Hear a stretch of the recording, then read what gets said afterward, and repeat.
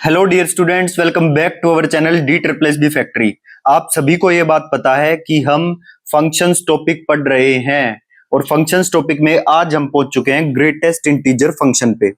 इसी greatest integer function को ना स्टेप फंक्शन भी बोलते हैं या फिर स्नेक लैडर फंक्शन भी बोलते हैं।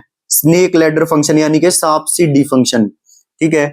और इसी ग्रेटेस्ट इंटीजर फंक्शन को मतलब काम वही रहता है उस फंक्शन का भी, फ्लोर फंक्शन भी बोलते हैं, ठीक है। तो इसी ग्रेटेस्ट इंटीजर फंक्शन को फ्लोर फंक्शन भी बोलते हैं। बस उसकी नोटेशन कुछ ऐसी हो जाती है, मैं आपको दिखा देता हूं। बस इसको ऐसे बॉक्स में पुट करते हैं और जो फ्लोर फंक्शन होता है उसको ऐसे फ्लोर नीचे नीचे ये क्लोज होता है, ऊपर से ओपन रहता है। बाकी काम फ्लोर फंक्शन का भी यही है और ग्रेटेस्ट इंटीजर फंक्शन का भी यही है, ठीक है। ओके, सो अब आ जाइए आगे। सो ग्रेटेस्ट इंटीजर फंक्शन बोले, स्टेप फंक्शन बोले, मतलब देखो ये स्टेप्स ही बन रही है ना, जैसे जिनने में होती हैं स्टेप्स, तो इसीलिए इसको स्टेप फंक्शन भी बोलते हैं। और स्नेक लैडर फंक्शन भी बोलते हैं, सांप सीढ़ी फंक्शन भी इसको बोलते हैं। अब बात है सर इसकी डोमेन क्या होगी, तो इसकी डोमेन मुझे बताएंगी नीलम। नीलम फटाफट मुझे बताओ इसकी डोमेन क्या होगी। देखो सर, आपने ना बिल्कुल अच्छे से समझा रखा है कि डोमेन देखने के लिए ना हम एक्स एक्सिस की वे सारी वैल्यूज देखते हैं जिन पे ये फंक्शन डिफाइंड हो। और ये फंक्शन जो है ये एक्स की हम इसमें कोई भी वैल्यू रख लें, कोई भी, हर एक वैल्यू के लिए डिफाइंड होगा। तो इस स्नेक लैडर फंक्शन की ग्रेटेस्ट इंटीजर फंक्शन की डोमेन होगी पूरा रियल नंबर। और एक्स एक्सिस हमें ये बताती है कि क्योंकि हमें इसमें एक्स की वैल्यू रखनी होती है ना, तो ये हो गया डोमेन का पूरा रियल नंबर, ठीक है। अब दूसरी बात, जो रेंज होगी इसकी, क्योंकि रेंज जो होगी वो ग्रेटेस्ट इंटीजर फंक्शन में सिर्फ हमें इंटीजर मिलते हैं। मतलब जो इस ग्रेटेस्ट इंटीजर फंक्शन में हमें एक्स पुट करेंगे तो जो निकल के आएगा ना वो हमेशा एक इंटीजर ही निकल के आएगा। क्लियर? तो इसकी रेंज क्या हो गई? इंटीजर्स। 0 भी आ सकता है, 1 भी आ सकता है, 2 भी, 3 भी एंड सो ऑन, -1 भी आ सकता है, -2 भी, -3 भी एंड सो ऑन, ठीक है। सो ये हो गई इसकी रेंज। अब मैं आपको बताता हूं इधर से, देखो जैसे 1 मैंने ग्रेटेस्ट इंटीजर फंक्शन में रखा तो 1 का ग्रेटेस्ट इंटीजर फंक्शन 1 ही रहेगा, -1 का ग्रेटेस्ट इंटीजर फंक्शन -1 ही रहेगा, और 2 -3 का ग्रेटेस्ट इंटीजर फंक्शन जैसे 2.3, तो 2.3 इसके बीच में कहीं होगा ना 2.3, तो उसके जस्ट पीछे जो इंटीजर होता है उसको हम लेते हैं। आगे बात समझ में, जैसे 2.3 के बीच में होगा तो इस 2.3 को अगर हम ग्रेटेस्ट इंटीजर फंक्शन में डालेंगे तो इसकी वैल्यू जस्ट इससे पीछे वाला इंटीजर कौन है? 2, तो इसका 2 आंसर आ जाएगा। क्लियर? अब यहां पे आ जाओ -2.3, अब ये है -2 और यहां कहीं -2.3 होगी ना, तो अब -2.3 के जस्ट पीछे यानी कि लेफ्ट साइड में कौन सा इंटीजर है? -3, तो ये -3 आएगा, ठीक है। अब आप तो ये कभी ये मत कर देना कि जैसे -2.3 ये है और -2 लगा दो ना, लेफ्ट साइड वाला इंटीजर लेना होता है। जैसे जो भी पॉइंट आप ले रहे हो इनके बीच में, जैसे इसके बीच में मैंने -1/2 पॉइंट लिया, तो -1/2 के जस्ट लेफ्ट साइड में कौन सा इंटीजर आएगा? -1। आगे बात समझ में? इधर का तो आसानी है बिल्कुल, जैसे 3.5 ले लिया मैंने, 3.4 ले लिया, तो 3.4 इनके बीच में आएगा ना कहीं, तो इसके जस्ट पीछे या बोलो जस्ट लेफ्ट साइड में कौन सा इंटीजर है? 3, तो उसकी वैल्यू होगी 3। Is it clear? इतनी बात क्लियर है? तो आपको ये सोल्व करना आ गया। अब आ जाओ ग्राफ पे। ग्राफ क्या कहता है कि 0 से 1 के बीच में कोई भी वैल्यू लो, 0 से 1 के बीच में कोई भी वैल्यू लो, उसको अगर ग्रेटेस्ट इंटीजर फंक्शन में डालेंगे तो 0 आंसर आएगा, पहली बात, ठीक है। सो x मैंने लिया 0.1 तो y की वैल्यू होगी 0, x मैंने लिया 1 तो y की वैल्यू होगी 0, तो ये लाइन बन के आ गई ना, जैसे 0.1 y 0, 0.2 y 0, तो यहां तक ये सारे पॉइंट कवर हो जाएंगे, तो ये लाइन हमने ड्रॉ कर दी। क्लियर? इससे और अच्छा समझ में आएगा। देखो 1 और 2 के बीच में जैसे मैंने 1.5 लिया, x की वैल्यू ली 1.5 और 1.5 के लिए y की वैल्यू कितनी होगी? 1, है ना। क्या बताया? 1.5 के लिए y की वैल्यू कितनी आएगी? 1। जैसे मैं ग्रेटेस्ट इंटीजर फंक्शन 1.5 निकालूं तो उसकी वैल्यू कितनी आती है? 1 आती है, क्योंकि 1.5 के जस्ट पीछे कौन आएगा? 1 आएगा, तो ये y की वैल्यू निकली ना, fx की वैल्यू निकली ना, और यही इसको हम y के इक्वल लेते हैं, तो y की वैल्यू 1 आई है कुल मिलाकर। तो अगर हम x 1.5 ले रहे हैं तो y की वैल्यू 1, इधर वाले पॉइंट के लिए भी y की वैल्यू 1, इधर वाले पॉइंट के लिए भी y की वैल्यू 1, इसके लिए भी 1, इसके लिए भी 1, इसके लिए भी 1, तो यहां से यहां तक x की वैल्यू में कुछ भी पुट कर लूं, सबके लिए जो fx की वैल्यू आएगी वो 1 आएगी, तो इसको ज्वाइन कर देते हैं। बस 2 पे वैल्यू 2 आएगी, 2 पे वैल्यू 1 नहीं आएगी। सो 2 पे वैल्यू y की 2 आ रही है तो 2 पे यहां से शुरू होगा ग्राफ, 2 पे वैल्यू 2 है तो इसलिए इसको ओपन बोल रखा। अब जो बच्चे समझ पाएंगे उनके लिए बहुत अच्छी बात है, एकदम क्लैरिटी आ जाएगी, ठीक है। और नहीं तो इससे भी काम चल जाता है, ठीक है। तो ग्राफ समझ लोगे तो फिर कितना भी घुमा के क्वेश्चन कितना भी पूछ ले आपसे कोई दिक्कत नहीं है, आराम से समझ आएगा एकदम। अब जैसे आ जाओ यहाँ पे 2 और 3 के बीच में मैं कोई भी वैल्यू रखूं, जैसे 2.3 का ग्रेटेस्ट इंटीजर फंक्शन 2 आएगा, 2.4 का ग्रेटेस्ट इंटीजर फंक्शन 2 आएगा, 2.5 का ग्रेटेस्ट इंटीजर फंक्शन 2 आएगा, ये 2 आएगा 2 आएगा, ये क्या है, ये y की वैल्यूज हैं और x की वैल्यूज हम जो ये इनके बीच में से पुट कर रहे हैं। जैसे x की वैल्यू मैंने 2.5 पुट की, x की वैल्यू मैंने, मेरा फंक्शन था ग्रेटेस्ट इंटीजर फंक्शन और इसकी वैल्यू जैसे मैं 2.5 पुट करी, 2.5 का ग्रेटेस्ट इंटीजर फंक्शन निकालना है तो मुझे पता है वो 2 आएगा और ये जो 2 वैल्यू है ये y is equal to F X होता है तो y की वैल्यू 2 है, x 2.5 और y 2, देखो कहां पर आएगा, x की वैल्यू 2.5 और y की वैल्यू 2, मतलब ये पॉइंट आया है ना, क्योंकि y की वैल्यू 2 है तो ये पॉइंट मिल गया मुझे। ऐसे इससे आगे लूंगा तो भी यही पॉइंट, इसी लाइन पे पॉइंट मिलेगा, ये पॉइंट लूंगा तो भी इसी पॉइंट, तो मतलब ये लाइन मिल जाएगी मुझे यहां से यहां तक की लाइन। बस 3 की वैल्यू 3 होती है तो इसलिए 3 को ओपन बोल रखा, 3 इस लाइन में इंक्लूडेड नहीं है। और 2 पे वैल्यू y की 2 ही थी क्योंकि इंटीजर पे तो जो इंटीजर होता है वो ही आ जाता है, तो इसलिए 2 पे वैल्यू 2 थी तो ये 2 डार्क सर्कल है, मतलब वो वाली डार्क सर्कल नहीं, मतलब ये मैंने डार्क सा कर दिया, ठीक है। तो ये 2 यहां पर हो गया, ठीक है। आई होप बात समझ में आ गई होगी। और फिर ये जितने पॉइंट्स आए थे इनको मिला दो, मतलब यहाँ पे कोई भी पॉइंट उठाएंगे तो ये लाइन आएगी यहां तक, और 3 जो होगा वो यहां नहीं आएगा क्योंकि 3 की वैल्यू 2 थोड़ी है, 3 की वैल्यू तो 3 है। जब हम ग्रेटेस्ट इंटीजर फंक्शन में 3 पुट करेंगे तो उसकी वैल्यू 3 आएगी, तो ये बोल आएगी। इसी तरह से आगे ये बनते जाएंगे ये नेगेटिव में, ठीक है, इसीलिए ये सांप सीढ़ी बनती है। तो 1 से शुरू हुआ तो y की वैल्यू 1, फिर उसके आगे कोई भी आया सबके लिए y की वैल्यू 1 है, 2 के लिए y की वैल्यू 1 नहीं है, 2 के लिए y की वैल्यू 2 है तो y 2 पे गए हम। फिर 2 और 3 के लिए सबके लिए y की वैल्यू 2 है, बस 3 के लिए y की वैल्यू 2 नहीं है तो इसको ओपन बोल रखा। 3 से आगे सबकी वैल्यू y की 3 आएगी, x की कोई भी वैल्यू इनमें से पुट करें सबके लिए y की वैल्यू 3 आएगी, तो ये y की वैल्यू सबके लिए 3 आएगी, बस 4 पे नहीं आएगी, तो 4 और ऊपर बनेगा, ठीक है। ऐसे ये नेगेटिव में बनते जाएंगे, बस इतना अंदाजा प्लस से ही लगा लो आप, बाकी वो वैल्यू निकलवाएगा तो ऐसे निकालनी है। आई होप इतनी बात आपको समझ में आई होगी।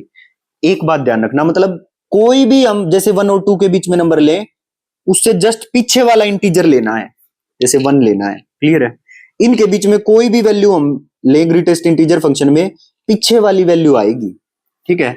जैसे 3 और 4 के बीच में x की कोई भी वैल्यू लें तो उसके जस्ट पीछे जैसे 3 आता है तो वो निकल के आएगा। आगे बात समझ में, तो ग्राफ को भी एक्सप्लेन कर दिया और कैसे ये निकालना है सोल्व करना वो भी एक्सप्लेन कर दिया, ठीक है। अब आ जाइए क्वेश्चन पे। एक बार अगर कॉन्सेप्ट समझ में आए ना तो फिर हम क्वेश्चन को कितनी भी जल्दी जल्दी कर सकते हैं। देखो z is equal to greatest integer function y given है and y is equal to greatest integer function x minus x, ये गिवन है, ठीक है।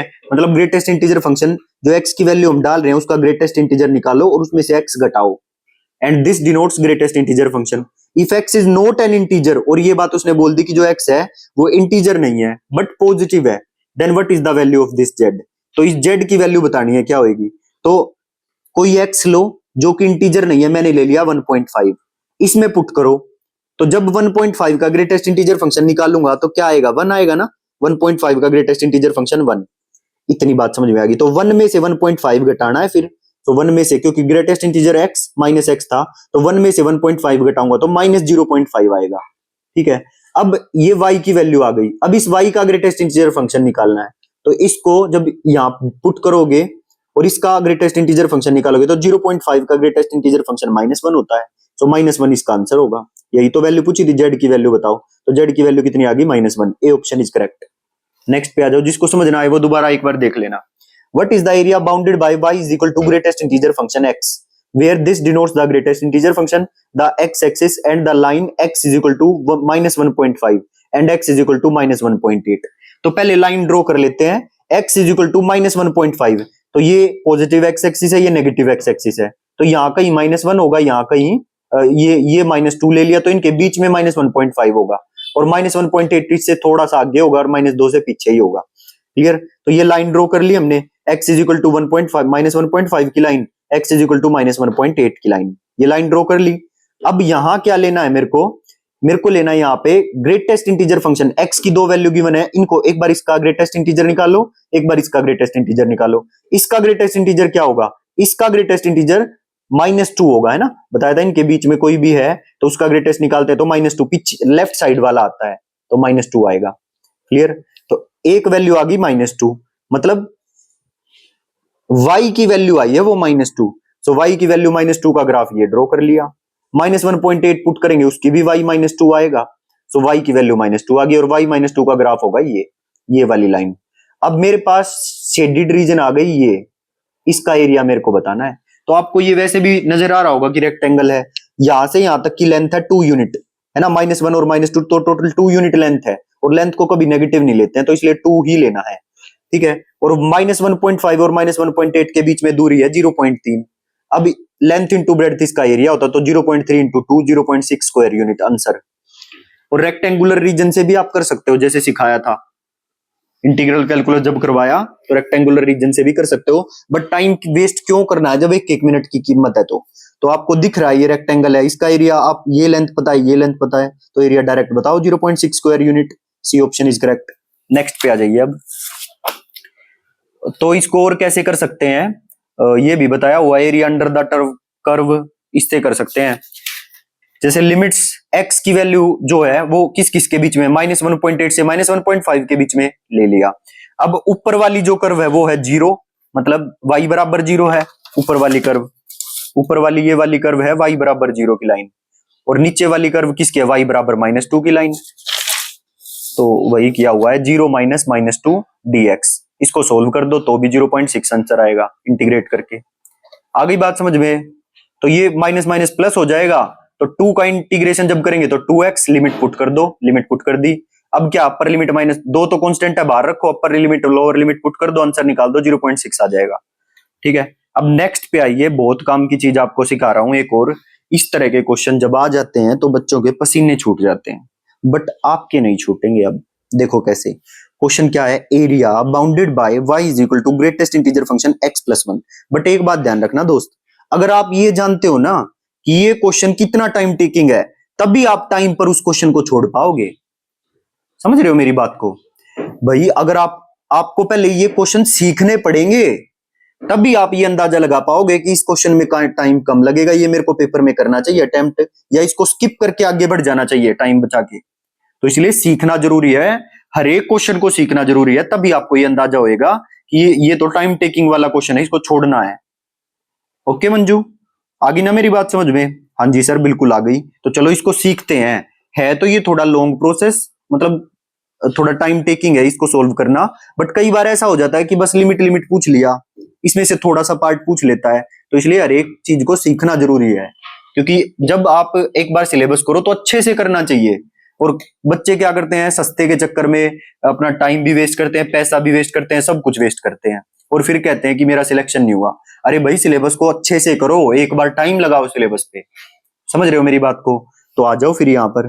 तो area bounded by y is equal to x+1 का ग्रेटेस्ट इंटीजर फंक्शन, और जहां पर x किस किस के बीच में है, -1.2 और x इज इक्वल टू 1.4 के बीच में, और x एक्सिस के। ठीक है, area bounded by this this this and x axis, इनके बीच में जो एरिया बाउंडेड आएगा ना, उस एरिया को निकालना है मुझे।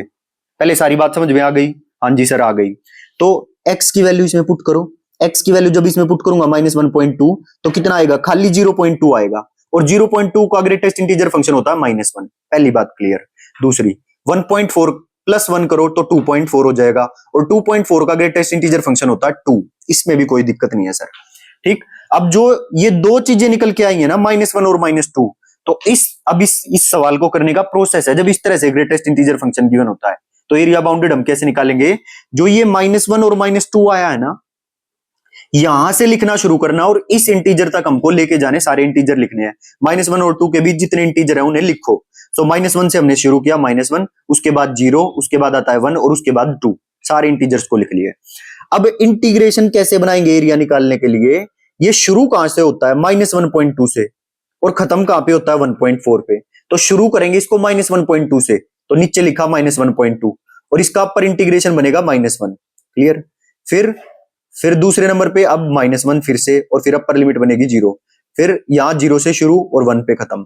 देखो -1.2 से चले -1 पे पहुंचे, फिर -1 पर पहुंच गए, फिर -1 से चले 0 पर पहुंच गए, फिर 0 से चले 1 पे पहुंच गए, फिर 1 से चले 2 पर नहीं जाना, 1.4 तक ही रहना, 1.4 तक रुक गए।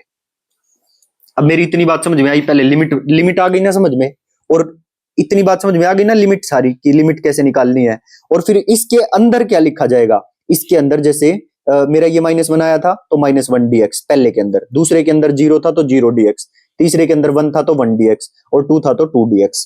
और इसका मोड लेंगे, नेगेटिव वाले का मोड लेंगे, क्योंकि एरिया हमेशा पॉजिटिव रहता है, इस चीज को भी ध्यान रखना, ठीक है, क्योंकि एरिया हमेशा पॉजिटिव रहता है, तो इस -1 का हम लेंगे मोड। और जब आप इस इंटीग्रेशन, देखो कितना सिंपल सा इंटीग्रेशन है, ये तो 0 ही हो जाएगा, ये 1 है, ठीक है, upper limit lower limit put करोगे, सोल्व करोगे तो आंसर आएगा 2, करके देख लेना, ठीक है। बस ये लिमिट ऐसे पुट होंगी, इस तरह से कोई भी क्वेश्चन आ जाए और उसका एरिया बाउंडेड निकालना हो तो इसी तरह से उसको डील करना है, ठीक है। कर लेंगे सर, ये तो आसान ही था, कुछ ज्यादा बात तो इसमें थी नहीं, बस हमने क्या किया था, इसको इसमें पुट किया, उसका ग्रेटेस्ट इंटीजर निकाल लिया, ये आ गया। 1.4 को इसमें पुट किया, इसका ग्रेटेस्ट इंटीजर निकाल लिया, 2 आ गया। अब इनके बीच में जितने इंटीजर है सबको लिखो, और इनको भी लिखो, -1, 0, 1 और 2 लिख लिए। फिर शुरू कहां से करना है, -1.2 से, -1.2 से, तो -1.2 से शुरू किया, उसके बाद आएगा -1, है ना। और फिर -1 तक पहुंच गए, फिर -1 से शुरू किया 0, फिर 0 से 1, फिर 1 से 1.4, 1.4 करना, 2 मत करना, क्योंकि 1.4 पे रुक जाना है, हमें x की वैल्यू 1.4 तक है। फिर ये अंदर फंक्शन क्या बनेगा, अंदर -1 होगा और इसका मोड dx, यहाँ पर 0 dx, यहाँ पर 1 dx और यहाँ पर 2 dx। ये इसका प्रोसेस है भाई, इस तरह के क्वेश्चन का एरिया बाउंडेड अगर निकालना है, और वो अगर इस तरह से ग्रेटेस्ट इंटीजर फंक्शन साथ दे दे तो उसका एरिया बाउंडेड ऐसे निकलता है, ये प्रोसेस है। और अगर ऐसे दे दे कि find the values of x, greatest integer function 2x + 5 = 7, और ये बोल they find the values of x, तो अभी अभी मैंने आपको बताया था कि जो ग्रेटेस्ट इंटीजर फंक्शन होता है ना, वो अपने से पिछली वैल्यू को लेता है, अपने से पिछले इंटीजर को लेता है। तो इसका मतलब है कि जो इसका जो हम ग्रेटेस्ट इंटीजर निकाल रहे हैं, इसका ग्रेटेस्ट इंटीजर 7 आ रहा है, तो ये जरूर जो 7 है ना, वो इसके जस्ट पिछले वाला इंटीजर होगा, तो इसको <= 7 लिख लिया, और इसके जस्ट जो आगे वाला इंटीजर होगा वो 8 होगा, है ना। यही तो बताया था कि जो जिस चीज का हम ग्रेटेस्ट इंटीजर, जैसे 1.5 है, तो 1.5 का ग्रेटेस्ट इंटीजर 1 है ना, तो 1.5 का ग्रेटेस्ट इंटीजर हमें पता है 1 है, तो वो 1 इसके पीछे रहेगा ना, लेफ्ट साइड में रहेगा, और उसको तो हम लगाएंगे <= और इसके जस्ट आगे वाला जो इंटीजर होगा वो होगा 2, मतलब जो हम 1.5 ले रहे हैं वो इस 1 और 2 के बीच में होगा। आगे बात समझ में, तो इस तरह से ही हमने लिख लिया इसको खोल लेंगे कैसे, अब ये इसको खोलने का तरीका आपको आ गया, इसको सिंपली बीच में लिखो 2x + 5 को, और ये जो 2x + 5 जो वैल्यू, जैसे 1.5 हम इसमें जो पुट कर रहे हैं वो 1 और 2 के बीच में है, ठीक। 1 हो सकता है, 2 नहीं हो सकता, क्योंकि अगर 2 हो गया तो इसका ग्रेटेस्ट इंटीजर 2 हो जाएगा, तो 1 हो सकता है या 1 और 2 के बीच की कोई वैल्यू हो सकती है, तो इसलिए इसको तो इक्वालिटी लगाया है और आगे इक्वालिटी नहीं लगाई है। ऐसे ही इसको देखो, इसकी ग्रेटेस्ट इंटीजर फंक्शन, इस वैल्यू की ग्रेटेस्ट इंटीजर फंक्शन 7 है, मतलब इस चीज का ग्रेटेस्ट इंटीजर फंक्शन 7 है, तो इसका मतलब जो ये 7 है ना, हो सकता है ये 2x + 5 7 हो, क्योंकि 7 का भी तो ग्रेटेस्ट इंटीजर 7 आएगा, या 7 और 8 के बीच की कोई वैल्यू होगी, 8 इंक्लूड नहीं होगा, क्योंकि अगर 8 इंक्लूड हो गया तो फिर उसका तो ग्रेटेस्ट इंटीजर 8 आ जाएगा ना, तो इसलिए 8 को इंक्लूड नहीं करना, इसको लेस देन रखना है। अब x की वैल्यू को सोल्व कर दो, x की वैल्यू 5 को इसमें से भी घटाओ, इसमें से भी घटाओ, तो 5 घटाओगे तो आएगा 2, ये 2x, और ये लेस देन 5 घटाओगे तो आएगा 3। अब 2 से सबको भाग कर दो, तो 2 से भाग करोगे तो इधर बचेगा 1 और ये बचेगा x, और ये क्या होगा, जब 2 से भाग करोगे तो ये 3/2 आएगा ना भाई, 5 6 7 8, 2 से भाग करने पर तो 3/2 आएगा, ठीक है। तो इसको 3/2 कर लो, क्योंकि देखो ये 2 गुणा में है, और जब हम इसको हटाएंगे, क्योंकि मेरे को तो x चाहिए ना, किस किस के बीच में आएगा x, तो x किस किस के बीच में आएगा, तो x के लिए ये 2 हटाना पड़ेगा, तो इस 2 को सबको 2 से डिवाइड कर दो, तो ये आएगा 1 और इधर आएगा 3/2, क्लियर। तो 3/2 यहां पर भी 3/2 आएगा। अब जो इंक्लूडेड है <= उसको करो क्लोज्ड, और जो इंक्लूडेड नहीं है उसको करो ओपन। 3/2 होता है 1.5 के इक्वल, ठीक है, तो 1 से 1.5 ओपन है, is it clear? So x होगा 1 से 1.5 के बीच में और 1 इंक्लूडेड है और ये 3/2 इंक्लूडेड नहीं है। आगे मेरी बात समझ में? तो इस तरह से कोई भी क्वेश्चन दे दे और x की वैल्यू निकलवाए तो आपको यही प्रोसेस अपनाना है। जो उसका ग्रेटेस्ट इंटीजर, जो इसके ग्रेटेस्ट इंटीजर फंक्शन की वैल्यू जैसे 7 है तो उसको लेफ्ट में लिखेंगे और इधर लेस देन इक्वल टू लगाएंगे और जस्ट उससे आगे वाला इंटीजर उसके आगे लिखेंगे और ये इंक्लूड नहीं होगा, ये लेस देन होगी इससे, फिर इसको सोल्व कर देंगे, आंसर आ जाएगा, बस कुछ भी नहीं है। ठीक है सर, इतना भी समझ में आ गया, बहुत आसान था ये तो। अब नेक्स्ट क्वेश्चन को कौन करके दिखाएंगी?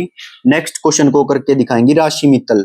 राशि, फटाफट इस क्वेश्चन को सोल्व करो भाई, पहले खुद ट्राई करो एक बार, सभी ट्राई करेंगे और शगुन भी करेंगी, शिखा भी करेंगी और सोनम खत्री भी इस क्वेश्चन को करके दिखाएंगे। सॉल्यूशन भी आपके सामने रख दिया और बताओ सर टेप देंगे फिर क्या है इसमें? टेप ना नहीं है, मतलब समझ समझ के करके दिखा दो, अगर नहीं आएगा तो फिर हम है ही, चिंता किस बात की है।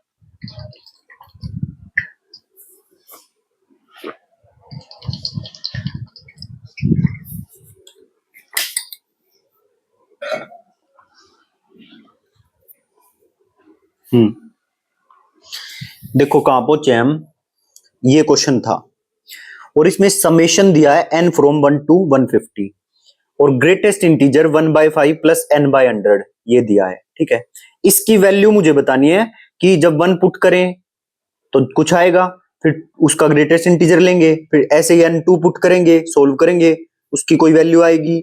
इन सभी वैल्यू को 150 तक पुट कर करके और सभी का ग्रेटेस्ट इंटीजर निकाल के उनका सम करना है और उसकी वैल्यू बतानी है क्या होगी। ठीक है, तो सबसे पहली बात देखो क्या करेंगे इसमें, इस ऐसे क्वेश्चन को किस तरह से डील करना होता है ये सीखना है आपको। तो कुछ भी नहीं है इसमें, इतना इजी है ये, n गोज फ्रॉम 1 to 150। देखो अगर पहले ही दिमाग में ये पाल लोगे ना कि पता नहीं कितना मुश्किल है, पता नहीं कितना मुश्किल है, वो नहीं भी मुश्किल होगा ना, जब भी आपको लगने लग जाएगा। और मेरी बात मानना करो, किसी भी क्वेश्चन को देखने से पहले उसकी तरफ देख के 1-2 सेकंड और उसको बोला करो कितना आसान, कितना आसान है। ठीक है, और आसान नहीं भी होगा ना तो वो तब भी आसान लगने लग जाएगा। ठीक है, तो आ जाइए अब यहाँ पर, तो summation n goes from 1 to 150। Clear, मैंने इसका लिया एलसीएम, तो एलसीएम लेंगे तो 100 आएगा और 100 तो कितने पे जाएगा, 25 जा 5 इंटू 20 100 होता है ना, तो 20 से 1 से मल्टीप्लाई करेंगे तो 20 आएगा, मतलब एलसीएम ले दिया, कुछ नहीं किया, तो 20 प्लस n ऊपर और नीचे एलसीएम 100। Is it clear? इतनी बात सभी को क्लियर है? बिल्कुल क्लियर है सर। तो देखो n में 1 पुट करूंगा तो 1 यानी कि ऊपर 21 आएगा और नीचे 100 है, तो 21 है ऊपर और नीचे 100 है, तो जब नीचे 0 0 है सिंपल, तो पॉइंट नहीं लग जाएगा, 0.21 नहीं आ जाएगा। और इसका ग्रेटेस्ट इंटीजर फंक्शन निकालेंगे तो 0 आएगा, तो n is equal to 1 put करने पर इसका ग्रेटेस्ट इंटीजर 0 आ रहा है। ऐसे ही 2 पुट करूंगा तो ये 22 हो जाएगा और 100 से डिवाइड करेंगे तो 0.22 आ जाएगा, इसका ग्रेटेस्ट इंटीजर फंक्शन भी 0। ऐसे ही 3 पुट करेंगे, इसका भी 0। मतलब जब तक मैं 79 तक पुट करता जाऊंगा ना, तो 79 पुट करने पर और 79 में 20 जोड़ूंगा तो 0.99 आएगा, इसका भी ग्रेटेस्ट इंटीजर फंक्शन 0 आएगा। तो मतलब n 1 2 3 79 तक पुट करने पर ग्रेटेस्ट इंटीजर फंक्शन 0 आ रहा है सभी का। लेकिन जैसे ही मैं n की वैल्यू 80 पुट करता हूं ना, तो 80 प्लस 20 100 आता है, तो 100/100 1, तो इसका ग्रेटेस्ट इंटीजर फंक्शन 1 का 1 होगा। ठीक है, तो 80 से ये वैल्यू 1 आनी शुरू हुई है, 81 पे फिर 81 पुट करोगे जमा 20 तो 1.01 आ जाएगा, इसका फिर से 1, तो 150 भी पुट करोगे ना यहाँ पर 150 150 और उसमें 20 जोड़ोगे तो 170, 170 को 100 से भाग करोगे तो 1.7 आएगा और 1.7 का ग्रेटेस्ट इंटीजर 1 होता है। तो मतलब 80 से लेकर 150 तक आपको जोड़ना है 1 1 1 1, है ना, क्योंकि n 80 पुट किया तो इसकी वैल्यू आई 1, 81 पुट किया इसकी वैल्यू भी 1 आई और 150 तक ये 1 1 1 1 वैल्यू आती गई। ठीक है, तो कुल मिला के, और क्योंकि ये 80 भी इंक्लूडेड है भाई, देखो 81 से लेकर 100 तक 20 हो गए और फिर पूरे 50 हो गए, तो 50 और 20 70, लेकिन ये 80 वाला भी तो इंक्लूडेड है, तो टोटल 71 आंसर होएगा सबको जोड़ेंगे जब। इनका तो 0 था, इनको क्या करना है। तो मेन बात अगर आपको ये पता चल जाए कि वो 1 कहां से बनना शुरू हुआ, तो आप सिंपल देखना कितनी जल्दी बता पाओगे। तो मेथड नंबर 2, आप सबसे पहले इनका एलसीएम लेके और इसको 1 पुट करके ये निकाल लो कि n की वैल्यू 1 कहां से बननी शुरू होगी। ठीक है, मतलब इस चीज की वैल्यू 1 कहां से बननी शुरू होगी वो निकाल लो। जैसे 80 से 1 बनना शुरू हुआ था, तो तो सिंपली आपको क्या करना है, इसको 1 के इक्वल पुट करो, 1 के इक्वल पुट करो तो उधर जाएगा 100 और ये 20 में से घट के n की वैल्यू 80 आ जाएगी। मतलब जब n 80 होएगा ना तो जब से ये 1 बनना शुरू होगा। आ गई बात समझ में? ठीक है, okay report, okay report sir. फिर क्या करना है आपको कि अब क्योंकि ये 80 से 1 बनना शुरू हुआ है और 81 से लेकर 100 तक 20 हो गए और 80 भी तो इंक्लूड करेंगे ना, 81 से लेकर 100 तक 20 वैल्यूज हो गई है ना, एक एक और एक की एक एक वैल्यू आ रही है तो 20 जोड़ हो गया उनका। और जो 101 से लेकर 150 तक एक एक जोड़ उनका हो गया तो 50 वे हो गए उनका जोड़, समझ गए? तो 50, 60, 70 और एक 80 में जो 1 बनेगा वो 71 आंसर होगा। तो उसको डायरेक्ट निकालने का तरीका ये है कि जो 150 लास्ट वाली वैल्यू है, n इज इक्वल टू 150 तक जाना था ना, तो 150 माइनस 80 से 1 बनना शुरू हुआ है और उसमें एक जोड़ देना 80 के नाम का, तो वो 71 आंसर आएगा। तो जोन सी बात आपको समझ में आ जाए वैसे कर लेना, बस गलत मत करना बस। अब एक क्वेश्चन मैं आपको यहां से करके दिखा देता हूं। तो देखो सेम ऐसा ही क्वेश्चन आ गया, summation n goes from 1 to 1000 और ये है greatest integer function 1/4 plus n/1000। ठीक है, तो क्या करना है, देखो हमें ये चाहिए कि ये जो ग्रेटेस्ट इंटीजर फंक्शन है ये वैल्यू 1 कब देने लगेगा। तो पहले इसका एलसीएम लिया, तो इसका एलसीएम नीचे 1000 आएगा और एलसीएम लेंगे तो ऊपर 250 प्लस n आ जाएगा, तो इज इक्वल टू 1 पुट करो। तो जब n की वैल्यू निकालोगे ना तो ये 1000 जाएगा उधर इसके साथ गुणा होएगा, 250 घटाओगे तो n की वैल्यू 750 से 1 देना शुरू हो जाएगा। ठीक है, तो उसके बाद लास्ट तक 1 ही देता जाएगा ये। Is it clear? जैसे पुट भी करोगे ना लास्ट में, यहां 1000 पुट करो, 1000 पुट करोगे तो 1000 से 1000 कट जाएगा, या इसमें क्यों पुट कर रहे हो, इसी में ना पुट कर लो, एलसीएम ले रखा है जहां पे। तो 1000 और जमा में 250 तो 1250 हो गया ना ऊपर, और 1250 को इससे डिवाइड करो 1000 से तो पॉइंट लगाओ तो 1.2 आ रहा है, और 1.2 का ग्रेटेस्ट इंटीजर 1 ही होता है। तो मतलब लास्ट तक 750 से शुरू होके और 1000 तक सबका ग्रेटेस्ट इंटीजर 1 आएगा इसमें पुट करने के बाद। आगे बात समझ में? तो 1000 माइनस 750 और एक जोड़ दो क्योंकि 750 को भी इंक्लूड करना है, तो 1000 माइनस 750 जमा 1 तो कितना आएगा, 251 आंसर आएगा इसका। बस ऐसे ही करना था। ठीक है, देखो वैसे इनको समझाने में भाई बहुत मुश्किल लगती है, एक एक बात को किस तरह दिमाग में बिठाए, तो इसलिए आपको अपना माइंड ओपन रखना है और एकदम एक्टिव होके क्लास को सुनना है। ऐसा नहीं होना चाहिए कि बस लेटे हुए हो बेड पे और देख रहे हो मुंह उठा के ना, प्रॉपर चेयर पे बैठो, टेबल पे बैठो, कॉपी पेन साथ में रखो और जैसे ही मैं क्वेश्चन को समझा देता हूं उसको उसी टाइम करके देखो, बाद के लिए नहीं, उसी टाइम करके देखो। पूरी क्लास हो जाए तो नोट्स खोलो और उससे रिवाइज कर लो एक बार बस। ठीक है, पहले तो एक एक क्वेश्चन को साथ साथ करना है, पूरी क्लास खत्म हो गई फिर उस पूरी क्लास को नोट्स खोल के अच्छे से रिवाइज कर लो कि अच्छा ये था ये था ये था, हो गया। ठीक है, तो चलिए अब आगे चलते हैं। अब ये है ग्रेटेस्ट इंटीजर फंक्शन का एक और नोट, इसका प्रूफ दिखा दूंगा ना तो आपको हैरान रह जाओगे, पूरे एक पेज का प्रूफ है इसका, और प्रूफ हमें करना नहीं है। तो इस रिजल्ट को डायरेक्ट रिजल्ट भी पूछ सकता है क्योंकि 2021 में सारे ही रिजल्ट पूछ लिए थे, तो इसलिए हमको हर तरह से तैयार रहना है, अब की बार कोई रिस्क नहीं लेना है। तो इस तरह से ये जो छोटे छोटे रिजल्ट है ना इनको भी हम याद करते चलेंगे। ठीक, इसका प्रूफ एक पेज का, तो प्रूफ तो करना नहीं है, एट द एंड फिर भी रिजल्ट याद करना ही पड़ेगा, प्रूफ करेंगे तो क्यों ना रिजल्ट ही को याद कर लें, प्रूफ करने में क्यों टाइम वेस्ट करें। देखो इस तरह से गिवन मिलेगा ग्रेटेस्ट इंटीजर फंक्शन x, या फिर x प्लस 1/n का ग्रेटेस्ट इंटीजर फंक्शन प्लस, फिर प्लस x प्लस 2/n का ग्रेटेस्ट इंटीजर, x प्लस ऐसे ही चलते गए, और ऊपर क्या देखो नीचे तो n n n ही चल रहा है। ठीक है, नीचे n नीचे n नीचे n, और लास्ट में जो है ना ऐसे ही चलते जाएंगे, जैसे 2 3 4 5 6 कहीं ना कहीं एक ऐसा नंबर आएगा कि जो जस्ट n से छोटा होगा लास्ट में, है ना, तो वो हो जाएगा n-1। आ गई बात समझ में? तो इन सब का जोड़ क्या होगा, ग्रेटेस्ट इंटीजर nx। दोबारा समझो, देखो हमने नीचे तो n ही रह रहा है सब में और ऊपर बढ़ता जा रहा है, जैसे 1 फिर 2, यहां तो कुछ नहीं था, यहां पर सिंपल ग्रेटेस्ट इंटीजर x, फिर प्लस में greatest integer x plus 1/n, फिर प्लस में greatest integer x plus 2/n, फिर ऐसे चलते चलते कोई नंबर तो ऐसा आएगा ना बढ़ते बढ़ते बढ़ते बढ़ते जो n से जस्ट एक छोटा होगा, तो वहां तक हमें जाना है, x प्लस n-1/n का ग्रेटेस्ट इंटीजर। तो इन सब का जोड़ जो होगा वो nx का ग्रेटेस्ट इंटीजर फंक्शन आएगा। अब बोलो समझ में आया नहीं? इसको याद कर लो एज अ नोट, इसका प्रूफ होता है, वो प्रूफ हम कर नहीं रहे भाई, ठीक है, सिंपली क्योंकि प्रूफ कर भी लोगे ना, जब भी आपको ये रिजल्ट याद ही रखना पड़ेगा, क्योंकि पेपर में प्रूफ थोड़ी करोगे, रिजल्ट पूछेगा, रिजल्ट आपको आना चाहिए। अब जैसे ये जैसे फ्लोर फंक्शन था ना, ये ग्रेटेस्ट इंटीजर फंक्शन में हम लेफ्ट साइड वाली वैल्यू ले रहे थे, मतलब पिछली वैल्यू ले रहे थे। सीलिंग फंक्शन में अगली वैल्यू लेते हैं, क्योंकि फ्लोर होता है धरती पे और सीलिंग होती है छत ऊपर। तो इसीलिए जो फ्लोर फंक्शन था, ग्रेटेस्ट इंटीजर फंक्शन था, स्टेप फंक्शन था, स्नेक एंड लैडर फंक्शन था, उसमें हम पीछे वाली वैल्यू लेते थे। ठीक है, लेफ्ट साइड वाली वैल्यू लेते थे इंटीजर की, लेफ्ट साइड वाला इंटीजर लेते थे, या बोलो पीछे वाली वैल्यू लेते थे। ऐसे ही सीलिंग फंक्शन बिल्कुल सेम ऐसा ही है, इसमें अगली वाली वैल्यू लेंगे, उससे जस्ट अगली वाली। ठीक, तो कोई कंफ्यूजन नहीं होना चाहिए, फटाफट कर लेते हैं। देखो, F such that R to R defined as F X is equal to, इसकी नोटेशन सिर्फ ऊपर ऊपर से छत होगी इसके, ठीक है, तो इसकी नोटेशन ये होती है, नीचे से क्लोज नहीं होता ये। Where this ceiling function is least integer not less than X. Least integer, ये इसकी डेफिनेशन है, जो ये सीलिंग फंक्शन होता है ये छोटे से छोटा इंटीजर होता है, बट एक्स से छोटा नहीं होगा। जैसे मान लो ये है, यहाँ पे है 1.5, तो 1 छोटे से छोटा इंटीजर बताओ जो 1.5 से छोटा नहीं है।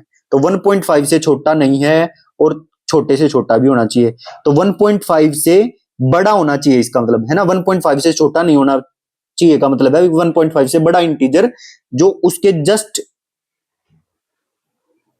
समझ रहे हो बोलने में कोई बात नहीं भाई, देखो दोबारा समझो क्या डेफिनेशन कह रही है, कि जो सीलिंग फंक्शन है is least integer not less than x, छोटे से छोटा इंटीजर जो एक्स से छोटा ना हो, और मैंने एक्स ले लिया 1.5, तो 1.5 से छोटा नहीं होना चाहिए और लीस्ट इंटीजर होना चाहिए। तो ऐसा दो ही तो होगा, जो 1.5 से छोटा नहीं है और लीस्ट भी है, क्योंकि अगला तो 3 होगा, तो उससे पहले 2 रहा लीस्ट। आगे बात समझ में? तो इसीलिए सीलिंग फंक्शन में उससे जस्ट नेक्स्ट जो इंटीजर है, आगे जो इंटीजर है, राइट में जो इंटीजर है, उसको हम लेते हैं। ठीक है, तो इसीलिए इसकी नोटेशन इस तरह से होती है। अच्छा चलो, एक बार इसकी नोटेशन सिखा देता हूं, फिर जो फ्लोर फंक्शन है उसकी भी इस तरह से नोटेशन लिखवा देंगे। ठीक है, तो क्या है कि जो x है ना, उसके पीछे कोई इंटीजर होगा, क्योंकि वो तो जैसे 1 और 2 के बीच में कोई नंबर लेंगे हम, तो इसके पीछे भी कोई इंटीजर है और आगे भी कोई इंटीजर है। आगे बात समझ में? तो ऐसे ही कोई भी x होगा रियल लाइन के ऊपर, तो उसके जस्ट पीछे भी कोई इंटीजर होगा और जस्ट आगे भी कोई इंटीजर होगा। ठीक है, और इस k+1 को तो हम इक्वालिटी लगाएंगे, ये k नहीं लेंगे, क्योंकि ये k अगर हमने ले लिया ना, तो वो जैसे मैंने 1 ले लिया, तो 1 की वैल्यू 2 थोड़ी आएगी, 1 की वैल्यू तो फिर ये वाला इंटरवल आ जाएगा। इन सभी इंटरवल में जो पॉइंट है उनकी वैल्यू 1 है और 1 की वैल्यू भी 1 है। ठीक, तो इसीलिए हम इसमें ये पिछला इंटीजर इंक्लूड ना करते हैं, अगले वाला इंटीजर इंक्लूड करते हैं। मैं दिखा भी देता हूं, देखो -1 से 0 के बीच में, और 0 इंक्लूडेड, -1 से 0 के बीच में सभी की वैल्यू क्या आएगी? 0 आएगी, अगली वाली वैल्यू आएगी। x 0 से 1 के बीच में, और 1 इंक्लूडेड है, 0 से 1 के बीच में वैल्यू क्या आएगी? y की 1 आएगी, तो 1 वैल्यू आएगी। 0 पे वैल्यू 0 ही आएगी, तो इसलिए इसको 0 को डार्क किया और इसको ओपन रखा, क्योंकि 0 पे y की वैल्यू 1 थोड़ी है भाई। देखो x, ये कोई भी पॉइंट पुट करते जा रहे हैं, इन सब में से कोई भी पॉइंट पुट कर लो, सबकी value y is equal to 1 है। तो इतने से लेकर इतने पॉइंट के लिए सबकी y की वैल्यू 1 है, लेकिन 0 की वैल्यू तो 0 ही है, 1 नहीं है, तो इसको ओपन बोल रखा। ठीक है, और 1 की value greatest integer ceiling function में 1 ही होती है, तो इसको डार्क रखा कि ये पूरा यहां तक डार्क है। आगे बात समझ में? और 1 की वैल्यू 1 ही होती है, तो 1 ही पे लगाया, ऊपर जो नेक्स्ट वाला आएगा उसमें इसको ओपन बोल रखा। 1 से 2 के बीच में y की वैल्यू 2 आएगी, तो y की वैल्यू ये थी 1 और ये थी 2, तो इसके बीच में कोई भी पॉइंट उठाए y की वैल्यू 2 आएगी, तो ये लाइन बनेगी ये, और 2 की वैल्यू भी 2 आएगी, तो इसको भी पूरा यहां तक डार्क रखा 2 तक। ठीक है, तो इसका ग्राफ इस तरह से बनता है, और ये लिख भी रखा है, x बिटवीन -1 to 0 होगा तो 0 वैल्यू आएगी, x बिटवीन 0 to 1 होगा 1 इंक्लूडेड, तो 1 वैल्यू आएगी, x बिटवीन 1 to 2 होगा 2 इंक्लूडेड है इसमें, तो इसकी वैल्यू सबकी 2 आएगी। अगले वाला आएगा x अगर 2 और 3 के बीच में और 3 इंक्लूडेड है इसी के अंदर, तो इन सभी की वैल्यू 3 आएगी। तो उसी का ये ग्राफ है। ठीक है, थोड़ा सा फर्क है, सीलिंग फंक्शन में हम आगे वाली वैल्यू लेते हैं, पीछे वाली नहीं लेते हैं, तो इसलिए इसको ओपन बोल रखते हैं, पीछे वाली वैल्यू को ओपन बोल, open open. I hope graph, देखो भाई अपनी तरफ से मैंने बिल्कुल बताने की कोशिश की है ग्राफ, नहीं तो सिंपल ये बता देते हैं, देखो बेटा ऐसा बनता है, देखो बेटा ऐसा बनता है। कैसे बनता वो कोई नहीं बताता, सिंपल देखो बेटा सीलिंग फंक्शन ऐसा बनता है, ग्रेटेस्ट इंटीजर फंक्शन ऐसा बनता है, वो बता के और बस ऐसे नहीं एक्सप्लेन करते कि कैसे बना ना, याद कर लो। ठीक है, तो वो मैंने फिर भी कोशिश की है बताने की, नहीं तो मैं भी ऐसे ही बता के निकल सकता था। अब आ जाइए आगे, और आगे आ जाइए। ये अब क्या दे दिया इसने, इसने ये क्वेश्चन दे दिया कि greatest integer function, greatest integer नहीं सीलिंग फंक्शन, क्योंकि इसमें ऊपर ऊपर है देखो बॉक्स है ना, नीचे नहीं है, तो ये सीलिंग फंक्शन है और ये फ्लोर फंक्शन है, और इसी फ्लोर फंक्शन, ये फ्लोर फंक्शन जो है ये ग्रेटेस्ट इंटीजर फंक्शन की तरह ही काम करता है, और इन दोनों का जोड़ 5 है। अब बताओ x क्या होएगा। और अच्छा, इसको करने से पहले आपको ये कहा था कि जैसे ये सीलिंग फंक्शन की ये वाली नोटेशन लिखी गई है, ऐसे ही हम फ्लोर फंक्शन की भी लिखवाएंगे। और एक चीज हम इसमें छोड़ के आ गए हैं, इसका डोमेन और रेंज। तो डोमेन भाई वही है, आएगा तो इंटीजर ही है ना, जो जस्ट नेक्स्ट इंटीजर होगा, तो रेंज तो हो गई इंटीजर, और x की कोई भी वैल्यू पुट कर सकते हैं हम इस सीलिंग फंक्शन में, तो डोमेन हो गया पूरी की पूरी r है ना। और निकल के जो इसमें हम x पुट करेंगे हमेशा इंटीजर ही निकल के आएगा, तो रेंज हो गई इंटीजर, तो इसमें भी कोई दिक्कत नहीं है ना, कितना आसान। अब ये वाली चीज हम फ्लोर फंक्शन में या ग्रेटेस्ट इंटीजर फंक्शन में नहीं लिख के आए थे, उसको लिख लेते हैं एक बार कि x जो है वो किस किस के बीच में होगा। लो, तो जो x जो है ना, x वो किस किस के बीच में होगा, पीछे वाला इंक्लूडेड होगा इंटीजर, आगे वाला इंक्लूडेड नहीं होगा, तो मतलब इसके अंदर k इंक्लूडेड होगा और k+1 इंक्लूडेड नहीं होगा, मतलब इसके जस्ट जो पीछे इंटीजर होगा वो इंक्लूडेड होगा और ये इंक्लूडेड नहीं होगा। जैसे देखो यहाँ पे इसके बीच में जैसे 1.2 है, ठीक है, तो 1.2 इन सब के लिए ये कोई भी वैल्यू हम ले लें, इन सब की वैल्यू ग्रेटेस्ट इंटीजर में रखने पर 1 आएगी, क्लियर है, और 1 की वैल्यू भी 1 आएगी, तो इसलिए इसको भी इंक्लूडेड किया है। आगे बात समझ में। और k+1 की वैल्यू जैसे 2 की वैल्यू 2 आती है, 1 नहीं आएगी, तो इस अगले वाले को इंक्लूड नहीं किया। Is it clear. तो इसी तरह से ये इसकी नोटेशन होती है कि वो कुछ भी दे दे। एक मिनट में, एक सेकंड, क्या था, ठीक है भाई, where fx is greatest integer function x, तो जो ये ग्रेटेस्ट इंटीजर के अंदर होगा ना, कोई भी फंक्शन दे रखा हो इस ग्रेटेस्ट इंटीजर के अंदर, उसको उसी को लिखेंगे बस सिर्फ यहाँ पे, ठीक, और उसको k और k+1 इनके बीच में डाल लेंगे। जैसे इसकी वैल्यू मान लो 7 गिवन होती, तो इसको 7 और 8 और इधर इक्वालिटी लगा देते, जैसे ये वाला क्वेश्चन सोल्व भी करवाया था आपको, है ना, इसी तरह से सोल्व होगा। और जब इसी को ही अगर सीलिंग फंक्शन दे देता, तो सीलिंग फंक्शन ग्रेटेस्ट दिया हुआ है, अगर इसी को सीलिंग फंक्शन में दे देता, तो ये इक्वल यहां ना लग के वो यहां लगता और सोल्व वैसे ही होता। ठीक है, सेम क्वेश्चन। अब क्वेश्चन पे आ जाओ, इस पे, इसको कैसे सोल्व करेंगे, एक बार इसको खुद ट्राई करो, तब तक मैं पानी पी लेता हूं थोड़ा, फिर मैं करवा देता हूं इसका, चिंता की कोई बात नहीं है। वही बहुत काम है अभी तो हमारा।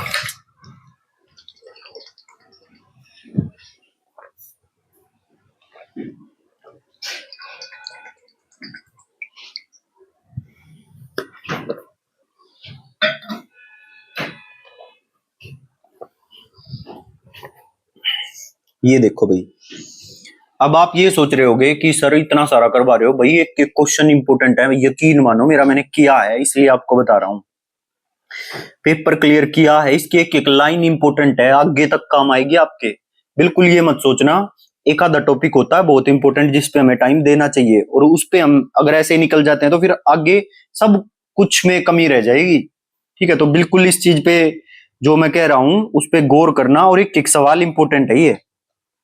जो समझ में ना आए डाउट ग्रुप में आ जाओ, डाउट ग्रुप में पूछो, कमेंट सेक्शन में डालो, पर कमेंट सेक्शन में प्रॉपर बताया करो कि यहाँ पर ये चीज जो है ये, तब मैं समझ पाऊंगा उस चीज को, ऐसे नहीं कि वो ऐसे पता नहीं कैसे बता देते हैं।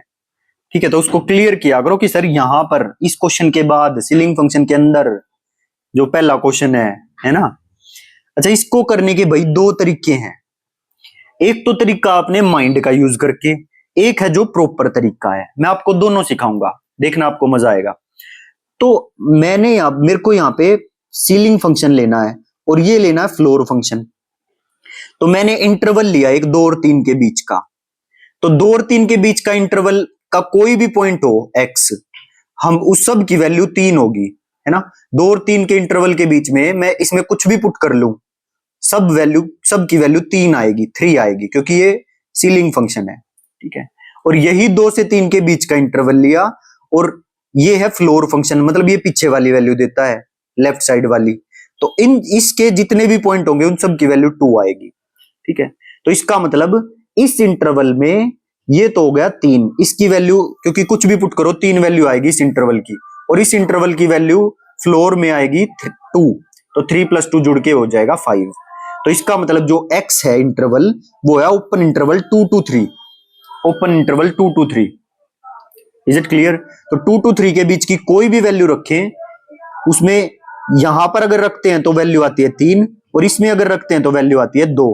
तो ये मैंने अपना माइंड का यूज करके ये इंटरवल सोचा, जिससे मुझे ये क्लियर हो गया कि x जो है वो बिटवीन x ही तो निकालना था, so x belong to open interval 2 to 3, ठीक है।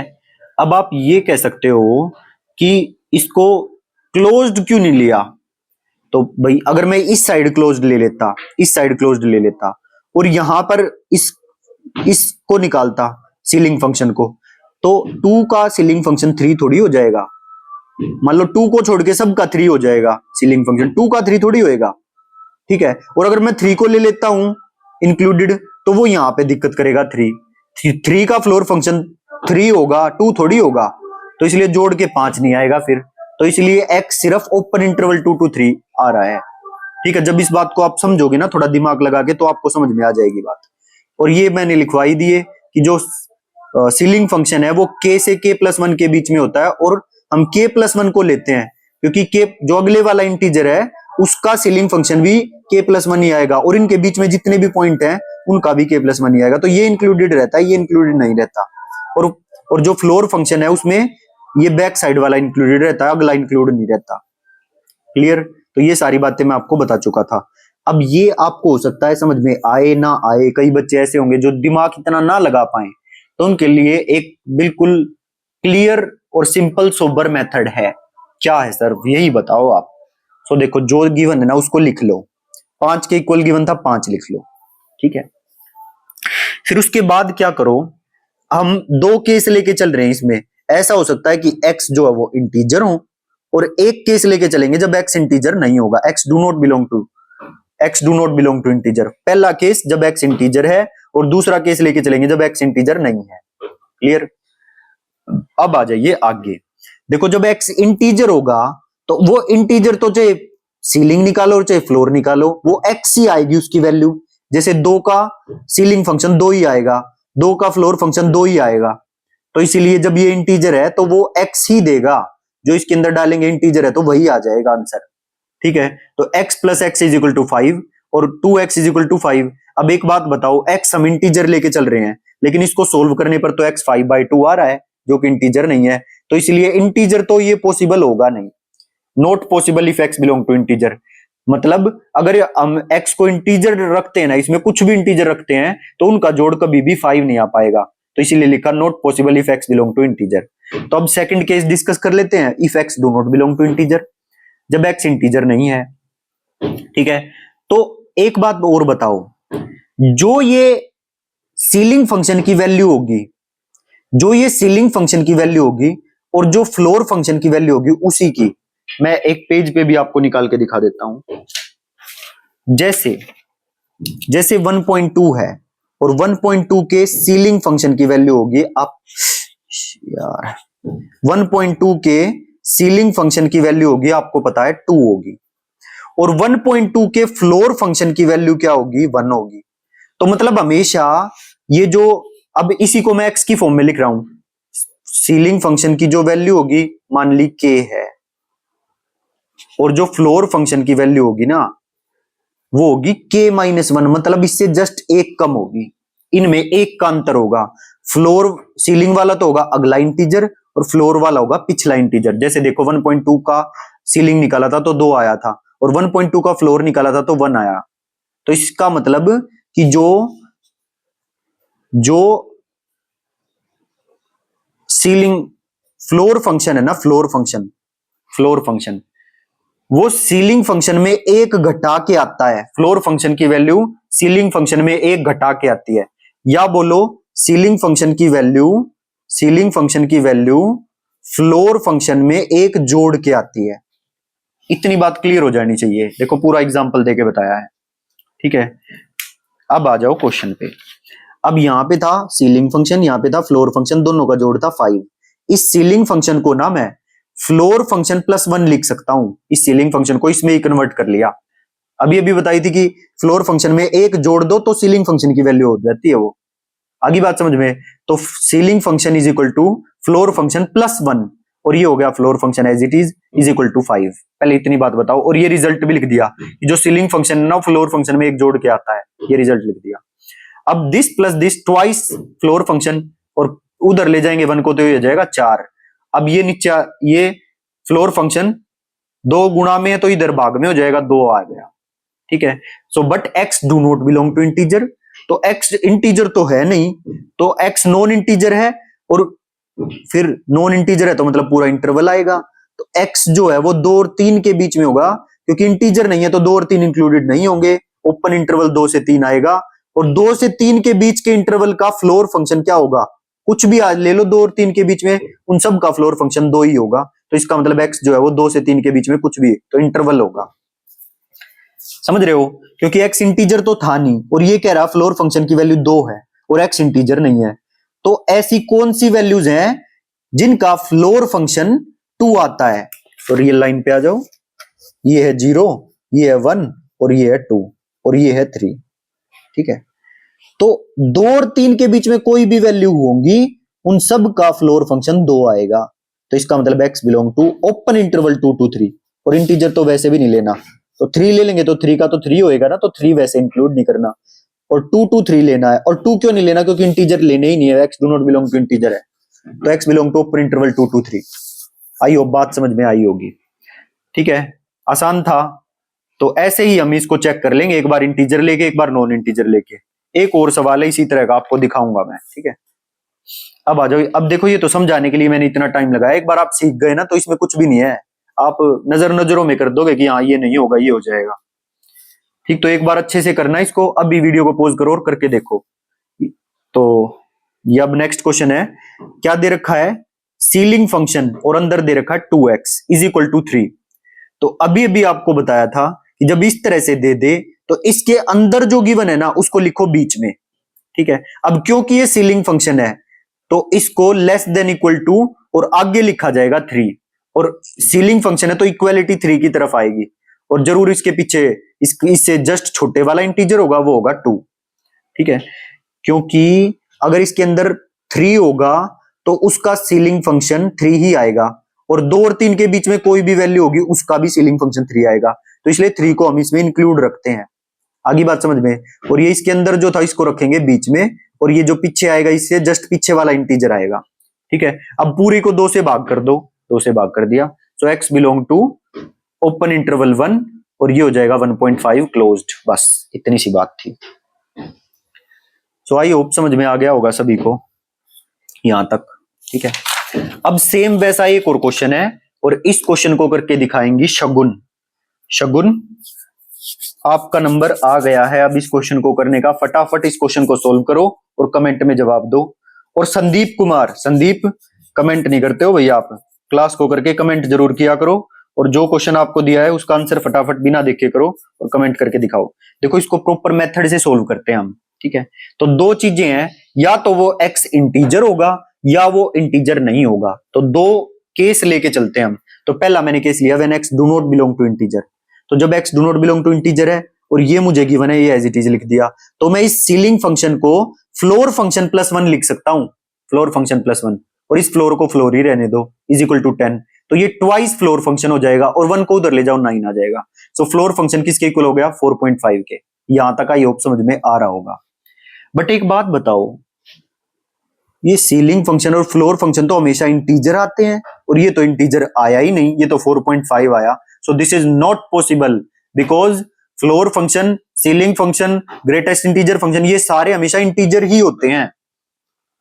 तो ये तो केस हो गया फेल कि x इंटीजर तो हो नहीं सकता, ठीक है, x नॉन इंटीजर तो नहीं हो सकता, ठीक है।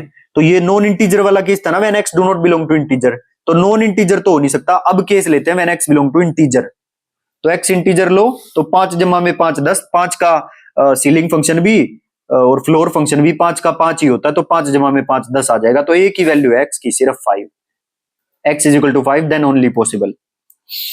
आई होप इतनी बात क्लियर हो गई होगी। अब ये एक टाइप मैंने आपको सिखाई थी जिसमें इस तरह से गिवन होता था F x plus F one by x और फिर कुछ F x F one by x, इस टाइप में गिवन था। तो मैंने आपको ये सिखाया था कि पहले तो सेम इक्वेशन लिखो और फिर x को 1 बाय एक्स से रिप्लेस करके लिखो, ठीक है। लेकिन इस वाली इक्वेशन में पूरा कट जाएगा, कुछ बचेगा ही नहीं, ठीक। तो इसका बहुत बड़ा सा प्रूफ है 1.5 पेज का, ठीक। तो उसको हम करेंगे नहीं, हमें सिर्फ ये बात ध्यान रख लेनी है कि क्या रिजल्ट है, वो रिजल्ट ध्यान रख लेना है। अगर एफ एक्स और एफ वन बाय एक्स को जोड़ दे और एफ एक्स और एफ वन बाय एक्स को गुणा कर दे तो क्या कहानी होगी वो बतानी है। तो एफ एक्स क्या बनेगा, पोलिनोमियल क्या बनेगा, ये बताना है। देखो रिजल्ट है आप पोलिनोमियल ऑफ डिग्री n, एक पोलिनोमियल बताओ डिग्री n का विच सेटिस्फाइज दिस, जो इस चीज को सेटिस्फाई करे। क्या है दोबारा देखो क्या बताना, अ पोलिनोमियल ऑफ डिग्री n, एक पोलिनोमियल बनाओ डिग्री n का विच सेटिस्फाइज दिस, मतलब दोनों का जोड़ और दोनों की गुणा, ठीक है।